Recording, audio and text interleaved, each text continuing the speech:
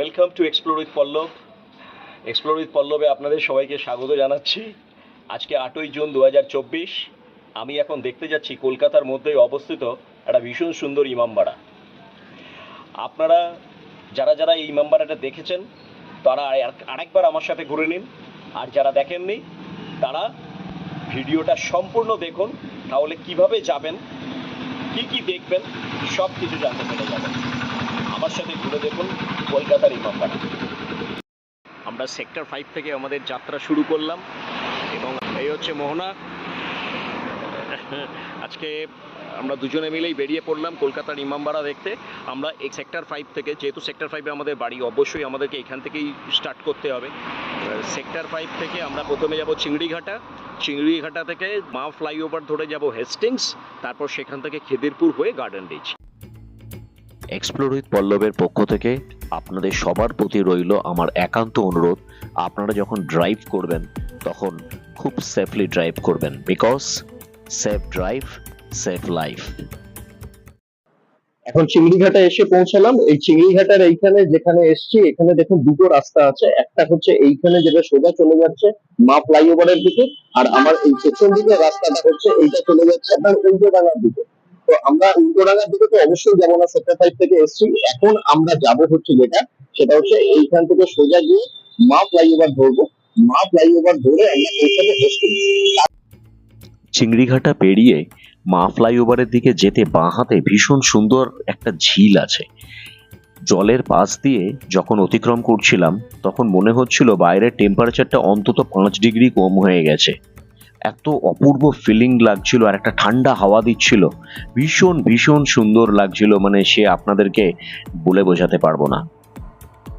না, এটা হয় কেন বলছি, যে আপনি যখন এমনি কোনো জলের বিশাল জলরাশির পাশ দিয়ে যখন অতিক্রম করবেন তখন দেখবেন আপনার মনের ভেতরে এমনি একটা পজিটিভ ভাইব্রেশন আপনি ফিল করবেন। দেখবেন সমুদ্রের ধারে গেলে একটা অদ্ভুত শান্তির ফিলিংস আসে। কেন বলুন তো? হয়তো জলের নেচারটাই এরকম, জল মানুষের মধ্য থেকে নেগেটিভিটিকে শুষে নেয়। বলতে বলতে আমরা উঠে পড়লাম মা উড়ালপোলে। মা উড়ালপোল সামনের দিকে এগোতেই আপনার ডান হাতে পড়বে JW ম্যারিয়ট এবং ITC সোনার হোটেল, এবং বাঁ দিকে পড়বে ধাপা জয়হিন্দ জল প্রকল্প, এবং আরো কিছু দূর এগোতেই সামনে দেখা যাবে সায়েন্স সিটি। এই সায়েন্স সিটি ক্রস করে তারপর তপসিয়া হয়ে পার্ক সার্কাস হয়ে আমরা পৌঁছে যাব হেস্টিংস। মোটামুটি রবীন্দ্র সদনের কাছাকাছি পৌঁছতেই দেখলাম মা উড়ালপোলের ওপরে সারিবদ্ধভাবে কত যে গাড়ি দাঁড়িয়ে তার কোনো ঠিক নেই। তো যাই হোক, পাশের সরু ছোট্ট জায়গাটা দিয়ে আমি এগোতে লাগলাম।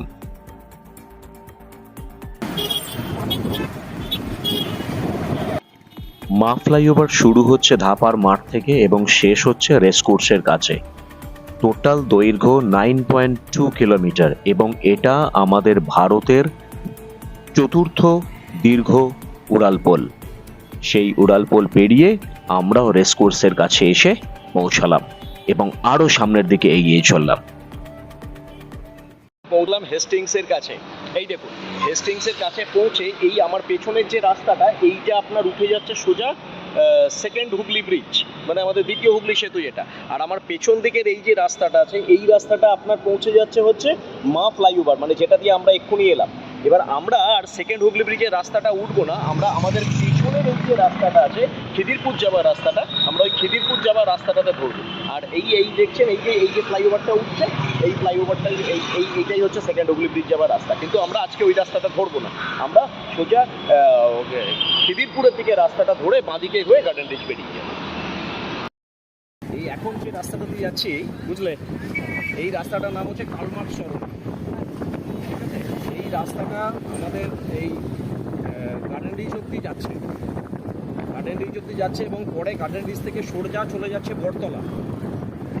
বটতলার ওইখানে একটু সুন্দর একখানা জায়গা আছে, সেটার সঙ্গে আমি পরে আসছি। তো কালমার্ক সরণি যেটা আছে, এইটা শুরু হয়েছে আমাদের হেস্টিংসের কাছ থেকে, যাচ্ছে প্রায় বটতলা পর্যন্ত।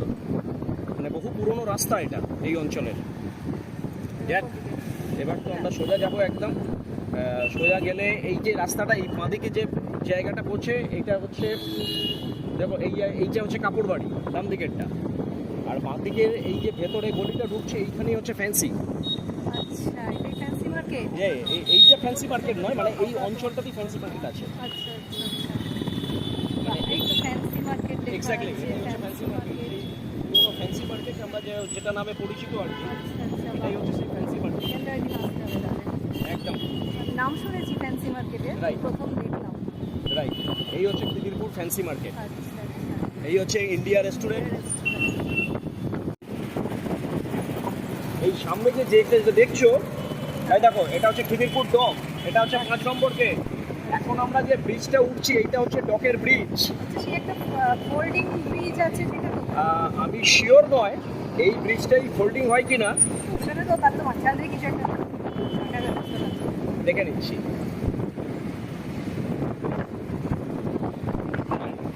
এটাই খুব সম্ভবত আরে শাবাশ, এখানে দেখো তো জাহাজ দাঁড়িয়ে। আরে শাবাশ, এবং এটাই ওয়াও, অসাধারণ অসাধারণ, কত জাহাজ, মাই গড। ব্রিজ যাবার রাস্তাটা এইদিকেই তো।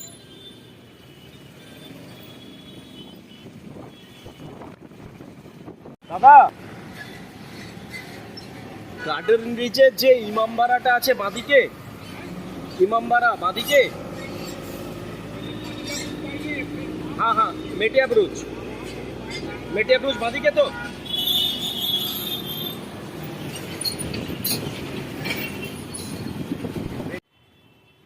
বিভিন্ন মানুষকে জিজ্ঞাসা করতে করতে অবশেষে এসে পৌঁছে গেলাম সিপ্তিনাবাদ ইমামবাড়া, যা আঞ্চলিকভাবে শাহী ইমামবাড়া নামেও পরিচিত বা মেটিয়াব্রুজ ইমামবাড়া নামেও পরিচিত।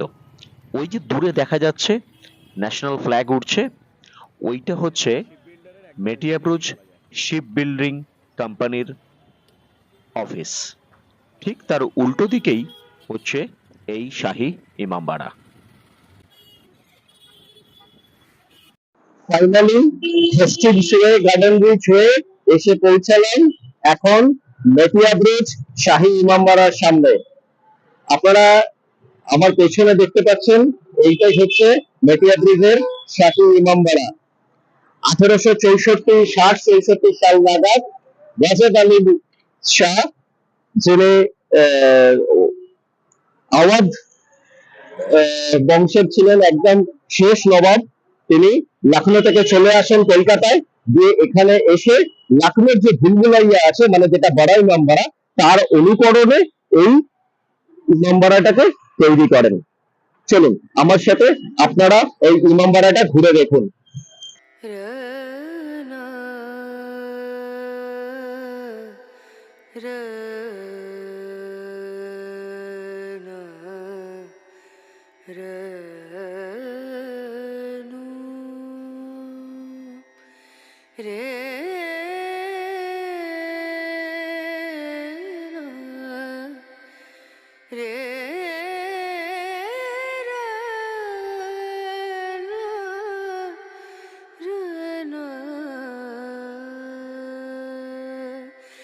नजरिया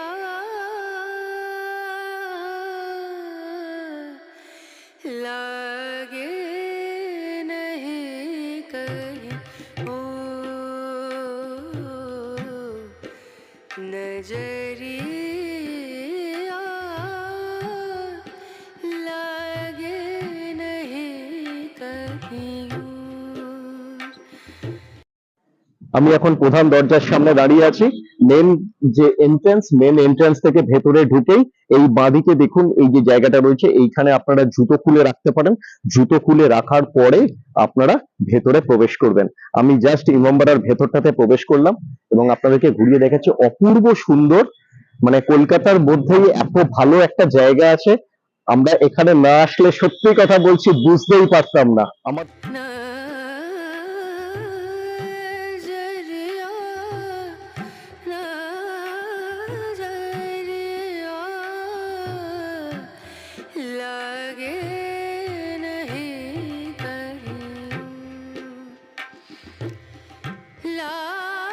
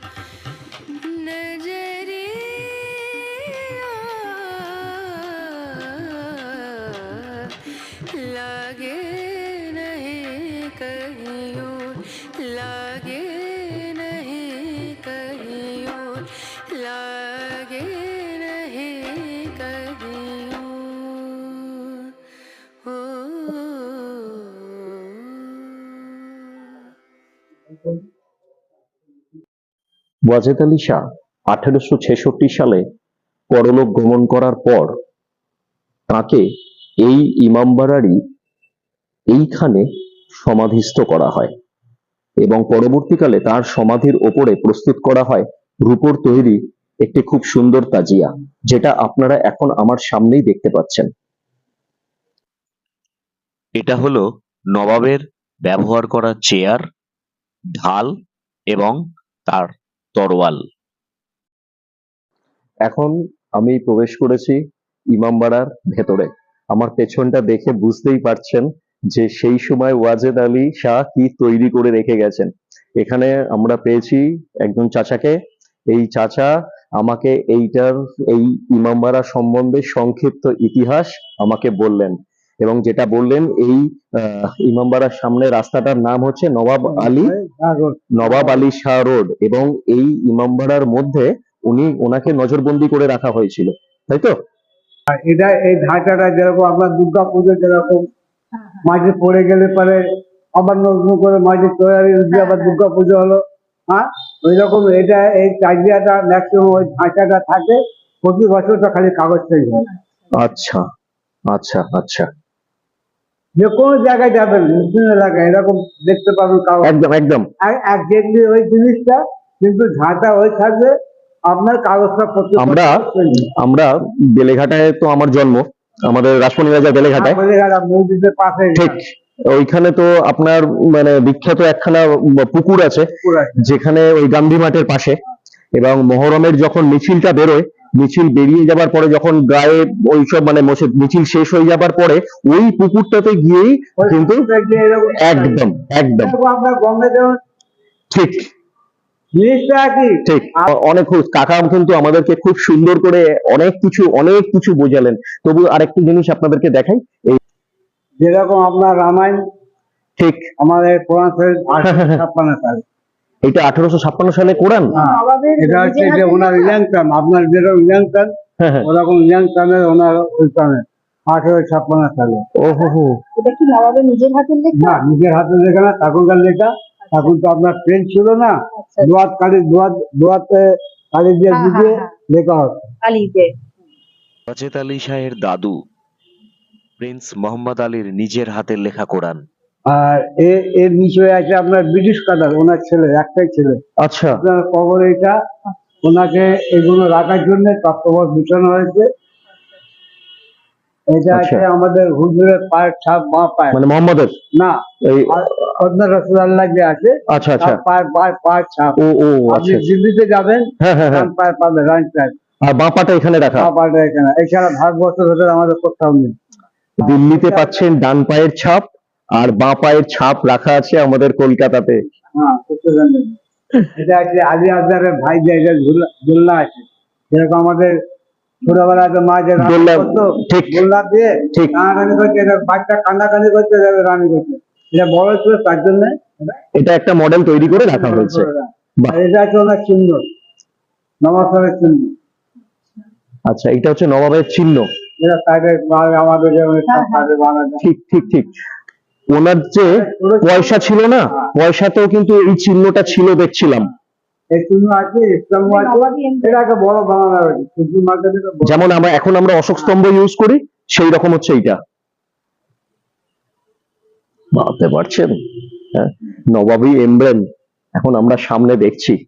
চলুন এবার আরেকটু ভেতর দিকে ঢুকি, চলুন ভেতর দিকে। এখানে এসে এইখানে হচ্ছে নওয়ালিটা ছেলে, ব্রিটিশ কাটার ছেলে ইনি। এটা একটা নাতি, একটা পর নাতি, তৃতীয় বরস। এইটা হচ্ছে ওয়াজেদ আলী শাহ এবং বেগম হযরত মহল। হ্যাঁ, এটা হচ্ছে বিরজিস কাদের, এটা বিরজিস কাদেরের ছেলে। আচ্ছা, এটা হচ্ছে আচ্ছা, এটা হচ্ছে নবাবের নাতি আর এইটা হচ্ছে পর নাতি। এদের দুজনেরই সমাধি কিন্তু এইখানেই রাখা আছে। তার মানে একটা জিনিস দেখুন, ইমামবাড়ার এক সাইডে হচ্ছে দাদু আর এক সাইডে হচ্ছে নাতি, দুই নাতি, নাতির পর নাতি। অনেক কিছু জানতে পারলাম এখানে এসে ইতিহাস। এবং সবচেয়ে যেটা ভালো লাগছে এইটা জেনে যে আপনারা গোটা বিশ্বের বিভিন্ন জায়গায় অনেক কিছু ছড়িয়ে ছিটিয়ে রয়েছে, অনেক কিছু রয়েছে অনেক জায়গায়, কিন্তু কলকাতায় যে এত কিছু আছে তা হয়তো আমরা কখনোই জানতাম না এখানে না আসতে পারলে। এই ইমামবাড়াটার মধ্যে বিভিন্ন ধরনের তাজিয়া দেখতে পাওয়া যায়। যেমন নবাবের কবরের ওপরে দেখলেন রূপোর তৈরি তাজিয়া। এই সামনে যে তাজিয়াটা দেখছেন এইটা চন্দন কাঠের তৈরি, আর এই যে তাজিয়াটা দেখছেন এইগুলো মোহরমের সময় নিয়ে বার করা হয়। রূপোর তাজিয়া এবং চন্দন কাঠের তাজিয়া কিন্তু বাইরে মহরমের সময় বের করা হয় না।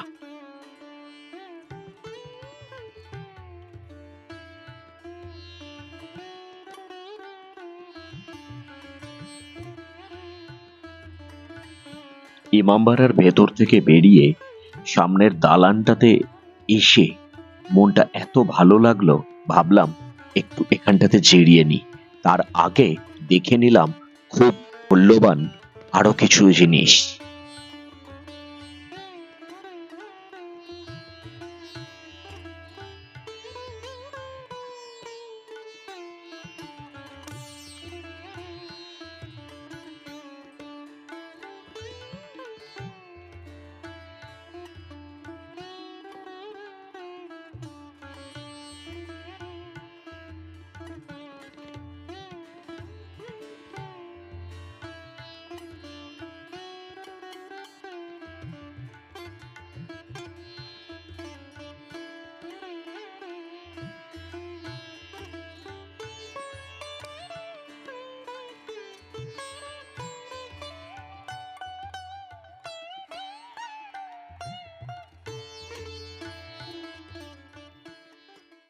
আগে আমরা কি যেন দেখছিলাম এই এই এই ইমামবাড়াটা সম্বন্ধে? দেখছিলাম যে এরকম মানে নবাব যিনি আছেন উনি হলেন নবাব ওয়াজিদ আলী শাহ। উনি হচ্ছেন আওধ বংশের একাদশতম বা শেষ নবাব। মানে ওর পরে আর কোনো মানে নবাব আসেনি আর কি, আওয়াজ বংশের আসেনি আর কি।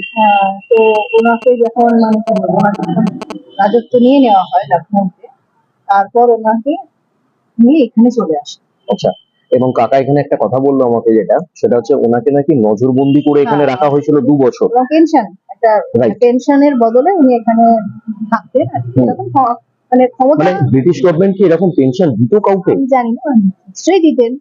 আমি একটা জায়গায় পড়ছিলাম যেটা সেটা হচ্ছে মানে নবাবের যিনি মা ছিলেন আর কি, নবাবের বাবা তো ছিলেন আমজাদ আলী শাহ। আমজাদ আলী শাহের যে ওয়াইফ ছিলেন আর কি, খুব সম্ভবত বেগম আলাউরি ওনার নাম।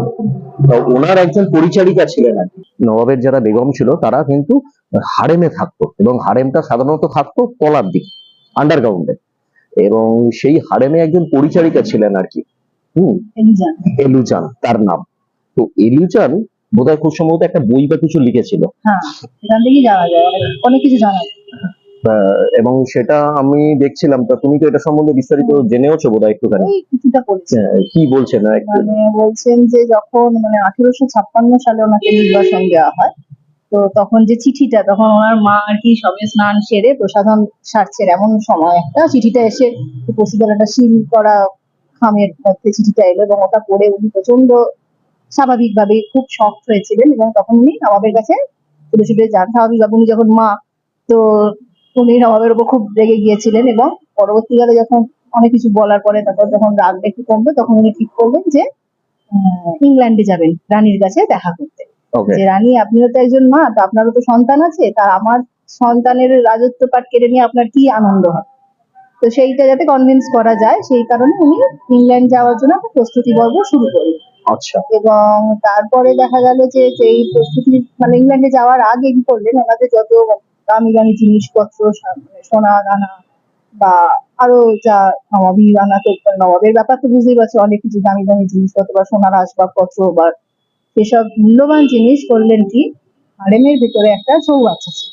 আচ্ছা, সেই চৌবাচ্চার জল পুরো সরিয়ে সেখানে একটা গুপ্ত কক্ষ তৈরি করে তার ভিতরে সবকিছু রেখে আবার ওটাকে সিল করে দিয়ে তার মধ্যে আবার জল ঢেলে, মানে যাতে বাইরে কেউ বুঝতে না পারে। মানে এই পুরো ঘটনাটাই ঘটছে কিন্তু লখনৌ বড় ইমামবাড়াতে। মানে ইমামবাড়াতে কিনা আমি ঠিক শিওর না, আচ্ছা, লখনৌ যেখানে মানে নবাবরা লখনৌয়ের যে থাকতেন, জায়গাটা আছে হ্যাঁ, সেইখানে।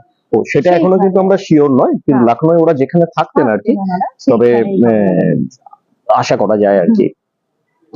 তারপরে তো বাইরে থেকে তো কারোর পক্ষে বোঝা সম্ভব নয় ওটা কি আছে, তো সেসব বিতর্কের বিষয় আমরা জানি না অবশ্যই, মানে গল্প পড়ে যেটুকু জানা যাচ্ছে। না না সেটা তো ঠিকই, দেখো এবং আমরা তারপরে ইতিহাস তো উনি- কেউই নিজে চোখে দেখিনি, কিন্তু তারপরে উনি আবার চলে গেলেন, মানে উনি আবার ইংল্যান্ড যাওয়ার প্রস্তুতি শুরু করলেন, এবং তার জন্য অনেক সে ইংল্যান্ডে যাবার পরে কি ঘটনা ঘটেছিল ইংল্যান্ডে কিছু যাওয়ার পড়েছেন? পরে মানে উনি আলটিমেটলি যেতে পেরেছিলেন কিনা সেই সম্পর্কেও আর কিছু আচ্ছা, জানতে আমি পারিনি। ওকে ওকে। না অন্য আমি একটা কোনো জায়গায় সূত্রে দেখছিলাম, জানতে তুমি পারা যাবে যতটা কিনা। বলেছো ঠিকই বলেছো, তারপর থেকে আমি একটা জিনিস যেটা জানতে পারছিলাম সেটা আমি আপনাদের সঙ্গে শেয়ার করি, যে খুব সম্ভবত ওয়াজেদ আলী শাহের কে ইংরেজদের পক্ষ থেকে কোনো একটা টাকা পেনশন হিসেবে দেয়া হতো, এবং সেই পেনশন অ্যামাউন্টটা পাবে এই প্রতিশ্রুতি পাওয়ার পরে ওনারা অ্যাকচুয়ালি কলকাতায় চলে আসেন, এবং এই যে মেটিয়াব্রুজ অঞ্চলটা আছে, মেটিয়াব্রুজ অঞ্চলটাতে ওনারা পুরোটাই আধিপত্য বিস্তার করেন, এবং এখন যেটা বিএনআর হসপিটাল নাকি আছে, বিএনআর অফিস যেটা আছে, সেইটাই ছিল ওনার অ্যাকচুয়ালি বাড়ি, এবং উনি এইখানকার এই ইমামবাড়াটা অনেক মানে অনেক পরে তৈরি এটা তো করেন। 1864 সালে তৈরি করা হ্যাঁ, হয়। এটা 1864 সালে তৈরি করা হয়, এবং ওনারা নির্বাসন হয়ে এখানে এসেছিলেন 1856 সালে। তার মানে 64 আর 56, মানে এখানে আসার 8 বছর পরে কিন্তু ওনারা ইয়ে করেন, এবং সবচেয়ে যেটা বড় কথা, 1856 সালে যখন এখানে চলে আসে, তখন এইখানকার ওয়াজিদ আলী শাহ যিনি নবাব ছিলেন, তো শেষ নবাব, যেটা মোনাও বলছিল একাদশ, তা ওনারা এখানে চলে আসার পরে 1857 সালে যখন সিপাহী বিদ্রোহ হয়েছিল ইংরেজদের বিরুদ্ধে, তখন কিন্তু আমরা এখানে রানী লক্ষ্মীবাই এর সাথেও কিন্তু মানে এনার যিনি ওয়াইফ, যার স্মৃতিসৌধটা আমরা এইখানে দেখতে পাচ্ছি, এই যে করা আছে, এনার যিনি ওয়াইফ আছে, যে উনি নেপালে মারা গেছিলেন। হ্যাঁ, উনি নেপালে মারা গেছিলেন, কিন্তু উনিও কিন্তু অ্যাক্টিভলি লড়েছিলেন ইংরেজদের বিরুদ্ধে। তাহলে একটা জিনিস বোঝা যাচ্ছে যে লখনৌ থেকে আসছেন কি বাংলা থেকে আসছেন কি ভারতবর্ষের অন্য কোনো প্রাক্তন থেকে কি জালিয়ানওয়ালাবাগ থেকে আসছেন, সেটা কিন্তু বড় কথা নয়, সেটা বড় কথা নয়। ইম্পর্টেন্ট যেটা হচ্ছে যে দেশের জন্য সবাই এক হয়ে লড়া, এই মানসিকতাটা কিন্তু আমার মনে হয় সেই সময় সবার মধ্যেই ছিল, মানে প্রত্যেকেরই মানে সার্বভৌমভাবে একখানা মানে ইচ্ছা ছিল যে দেশকে স্বাধীন করতে হবে। আমি বাংলা ভাষায় কথা বলি না হিন্দিতে কথা বলি, জিনিসটা মেনলি ছিল যেটা, সেটা হচ্ছে যে আমাদেরকে দেশকে স্বাধীন করতে হবে।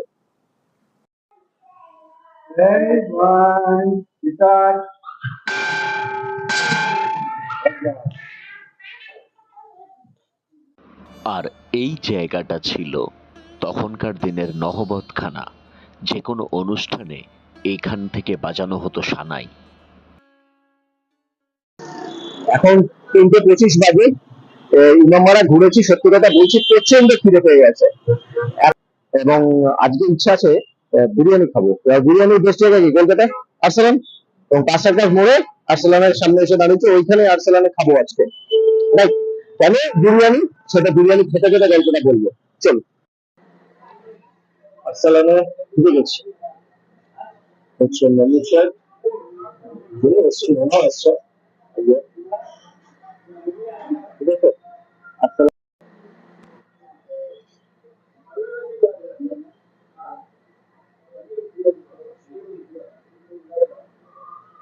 বোনা এখন মেনু চার্ট দেখতে গেছিল, হ্যাঁ মেনু চার্ট দেখে কিছু ভালো মন্দ খাবার দাবার নিশ্চয়ই বের করবে,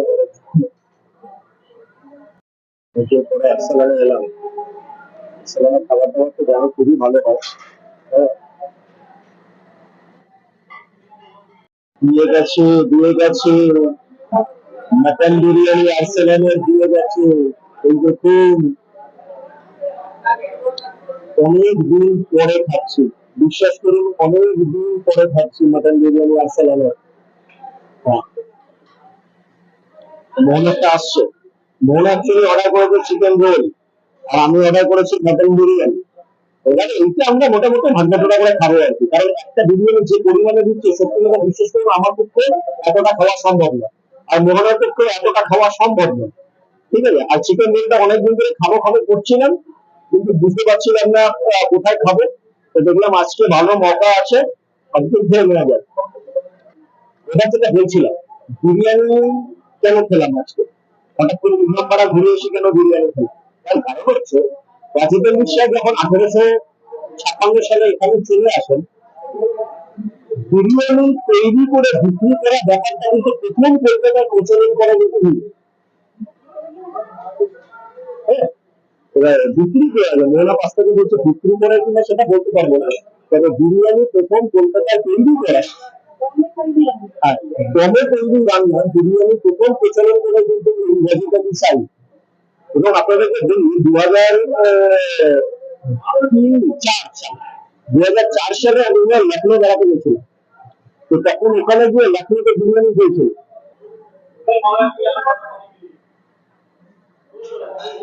দারুণ।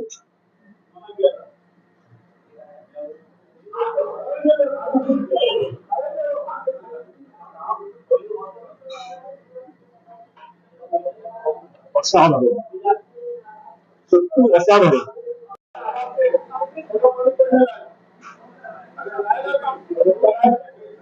মোহনা বলছেন সবকিছুর পারফেক্ট ব্লেন্ড, সেই কারণেই আরো এত সুন্দর হয়ে আছে।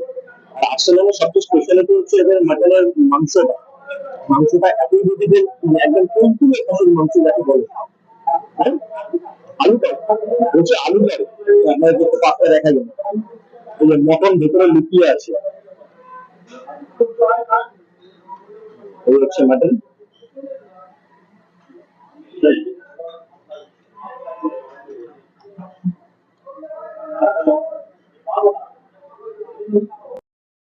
মনে হচ্ছে আমাদের সিদ্ধান্তটা ঠিকঠাকই হয়েছে, জানেন তো, একটা বেশি পরিমাণে বিরিয়ানি হচ্ছে না, সত্যি কথা বলছি আমি এমনি খাইবো, এবং যার ফলে মানে একটাই বিরিয়ানি খাওয়াটাও চাপ হয়ে যাচ্ছে, এরকম কিছু বলার নেই।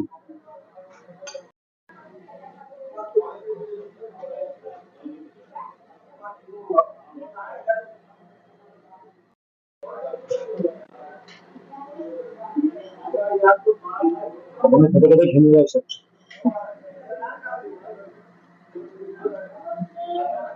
খাওয়ার পর মৌরি আর চিনি এসে গেছে, মানে মৌরি আর ঘুগনি, এটা শুধু বলুন ছোট নতুন টাইপের।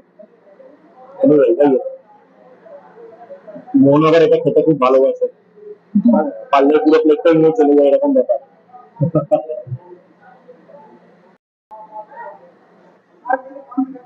পর্ব মিটলো, ঘোরা হলো, খাওয়া হলো, এবার কি বাড়ি ফেরার পালা। আর বাড়ি ফেরার আগে আপনাদের সঙ্গে একটা কথা বলে নিতে হবে। কি কথা? বাড়ি ফেরার আগে যেটা বলার কথা সেটা হচ্ছে এটাই, আপনারাও এরকম মাঝে মাঝে আসবেন খাওয়া দাওয়া করতে, আপনারাও আসবেন ঘোরাঘুরি করতে, আর সঙ্গে আমাদের চ্যানেলটাকেও রাখবেন, বুঝলেন? আপনাদের ভিডিওগুলো কেমন লাগলো আমাদেরকে কমেন্ট করে জানাবেন। ভিডিওটা যদি ভালো লাগে তাহলে লাইক করবেন, কমেন্ট করবেন এবং শেয়ার করে অন্য মানুষকে দেখার সুযোগ করে দেবেন। এইরকম কাছে দূরের নানা জানা অজানা জায়গায় ঘোরার জন্য আমাদের ইউটিউব চ্যানেল এক্সপ্লোর উইথ পল্লব থেকে সাবস্ক্রাইব করবেন, আর সাবস্ক্রাইব করার পরে বেল বাটনটা প্রেস করবেন। বেল বাটনটা প্রেস করে দেবেন। বেল বাটনটা প্রেস করার পরে তাহলে কি হবে, আমরা যখনই কোনো ভিডিও আপলোড করবো আপনাদের কাছে সঙ্গে সঙ্গে সেই ভিডিওর নোটিফিকেশনটা চলে যাবে। তো চলুন দেখতে থাকুন, ঘুরতে থাকুন আমাদের সাথে এক্সপ্লোর উইথ পল্লব।